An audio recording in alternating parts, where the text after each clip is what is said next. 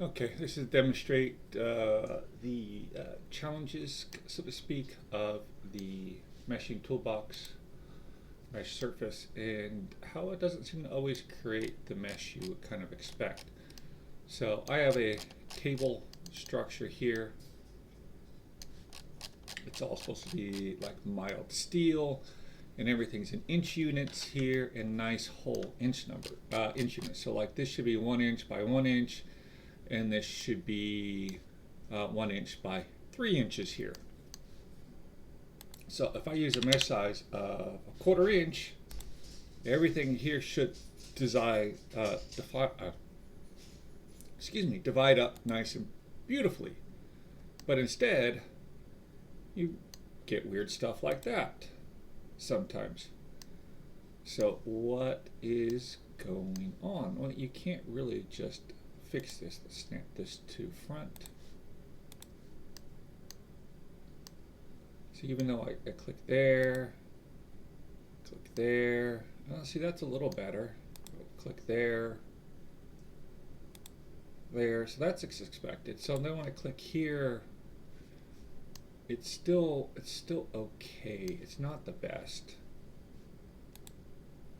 Click on that, and there. Well, we should still get a nice perfect mesh. Oh, that one worked out pretty well that time. But let's undo that. Let's undo some of this. Let's get it back to where it's broken. So it's broken like this. The easiest way, well, not necessarily the easiest way, but the mesher really does like simple faces. It doesn't like anything with more than like 4. So when you get 4 edges on a face or 3 edges on a face, it does really well with that. Let's go map to meshing too, because that's what we really want. Map to mesh. You do any better? Yeah. So it gives us that little pattern, but that's not what we want. I mean, what is that? That mesh is way too fine up there. And then look what it did to that mesh right here.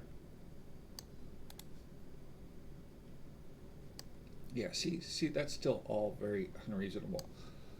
So if we go to the geometry editing tool here, and we're going to use these slices right here. Right now I'm going to use point to point because the split down here still exists from my previous attempts. But if I just go splits like this, and maybe one over there, is that what we need? Point to edge. It's usually enough to fix it. Let's see.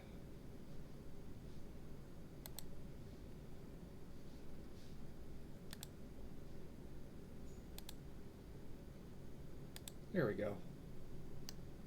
So now we've got this nice, perfect, uniform mesh as we'd expect. This one still is a little, there we go. And so once we re-click it, things work out. So adding geometry edits like that to break these down into nice square faces or simple faces like this with simple edges makes it much easier for the meshing toolbox, the map meshing, to generate these nice, perfectly shaped elements. Thanks.